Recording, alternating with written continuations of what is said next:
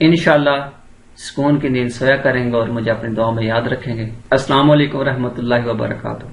امید کرتا ہوں خیریت سے ہوں گے۔ اکثر لوگ شکایت کرتے ہیں ڈاکٹر صاحب ہمارے پاؤں چلتے ہیں، خاص طور پر رات کو سوتے میں، اس کی وجہ سے نیند نہیں آتی اور بے چینی بڑھ جاتی ہے۔ کبھی اٹھتے ہیں، بیٹھتے ہیں، اٹھ کے چلنا شروع کر دیتے ہیں، پاؤں کو ٹھنڈا رکھنے کی ہر ممکن کوشش کرتے ہیں، بار بار دھوئے جاتے ہیں اور کبھی ان کی مالش کی جاتی ہے، لیکن یہ بے چینی کم نہیں ہوتی۔ کئی دن سکون کی نیند نصیب نہیں ہوتی۔ اس بیماری کو برننگ فیٹ سنڈروم کہا جاتا ہے۔ بیسیکلی ہمارے پاؤں کے جلنے کی کئی وجوہات ہو سکتی ہیں۔ چند بڑی یا مخصوص وجوہات پہ بات کرتے ہیں اور اس کے بعد آپ کو اس کا آسان ترین ہومیوپیتھک علاج بھی بتاؤں گا۔ انشاءاللہ سکون کی نیند سویا کریں گے اور مجھے اپنی دعا میں یاد رکھیں گے۔ پاؤں کی جلن کی سب سے بڑی وجہ نیوروپیتھی ہے۔ اب یہ نیوروپیتھی کیا ہے؟ آسان الفاظ میں یوں سمجھ لیجئے، پاؤں کی طرف جو نروز خون سپلائی کرتی ہیں وہ تنگ ہو جاتی ہیں اور ان میں خون کا بہاؤ کم ہو جاتا ہے۔ اس کنڈیشن کو نیوروپیتھی کہتے ہیں۔ عموماً شوگر کے مریضوں میں یہ کنڈیشن زیادہ پائی جاتی ہے۔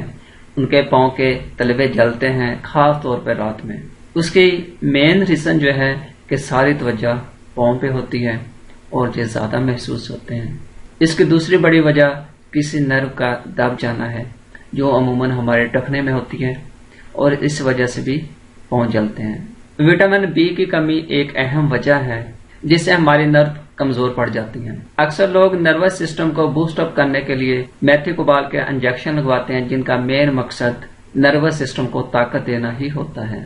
پاؤں کے جلنے کی ایک اور وجہ الرجی بھی ہو سکتی ہے جس کی وجہ سے بھی پاؤں میں جلن ہوتی ہے۔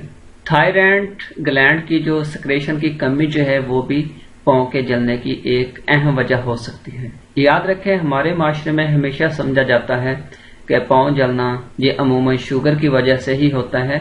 یاد رکھیے گردوں کی بیماری میں جس وقت ہمارے جسم میں زہریلے مادے کافی مقدار میں جمع ہو جاتے ہیں تب بھی پاؤں جلتے ہیں۔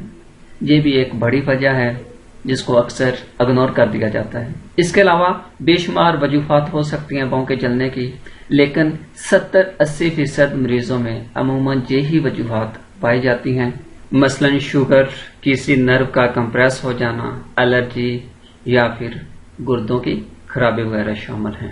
علاج سے پہلے میں احتیاط پہ بات کرنا پسند کروں گا۔ سب سے پہلے اپنا لائف سٹائل تبدیل کیجیے، روزانہ واک کو معمول بنا لیں۔ اچھا اس میں ایک اہم بات، جس وقت گھر سے واک کے لیے نکلیں، میں اکثر اپنے مریضوں سے کہتا ہوں کہ جب گھر سے واک کے لیے نکلیں تو گھر کے مسائل، گھر کی پریشانیاں گھر میں چھوڑ کے جائیں۔ واک کے لیے صرف واک کریں، خود کو فریش رکھیں۔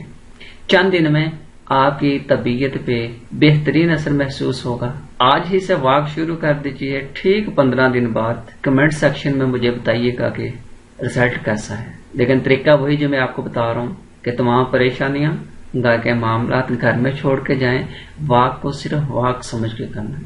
اب علاج پہ بات کر لیتے ہیں جو ہومیوپیتھی میں موجود ہے۔ اس کا برننگ فیٹ سنڈروم کا علاج بتانے سے پہلے ایک بات یاد رکھیں، ہومیوپیتھی اصولوں کے مطابق ہر مریض کا علاج اس کے سمٹم کے مطابق کیا جاتا ہے اور سمٹم کے مطابق ہی ہر مریض کی الگ سے اپنی دوا موجود ہوتی ہے۔ البتہ کچھ جنرل علامات اور میڈیسن بتا رہا ہوں، بہت سارے لوگوں کو افاقہ ہوگا۔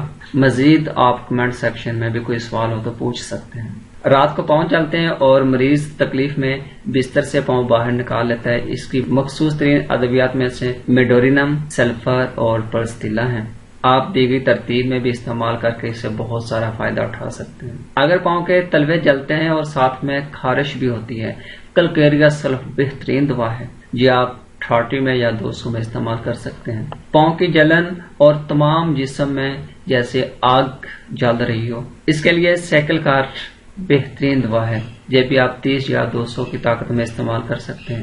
پاؤں کے تلووں کی شدید جلن جنہیں ہر صورت ننگا رکھنا پڑے یا پھر ٹھنڈی جگہ پہ رکھنا پڑے، اس کے لیے بہترین دوا لیکسس ہے۔ لیکسس، میڈورینم، سنگونیریا اور سینیکولا جو ہے وہ استعمال کر سکتے ہیں۔ سب سے اہم بات ایک ٹپ دے رہا ہوں آپ کو، انشاءاللہ 70-80% مریض اس سے مستفید ہوں گے اور مجھے دعاؤں میں یاد رکھیں گے۔ پہلے دن ایک خوراک لیکسس کی دیں، دوسرے دن ایک خوراک میڈورینم کی دیں اور اس کے بعد سلفر 30، संगोनेरिया 30 और सैनिकोला 30 सुबह दोपहर शाम इस्तेमाल करें और दुआ में याद रखें। दोस्तों, मसरूफ तरीन वक्त में से बड़ी मुश्किल से थोड़ा वक्त आप दोस्तों के लिए निकालते हैं तो लाइक और कमेंट कर दिया करें, थोड़ी हौसला अफजाई हो जाती है।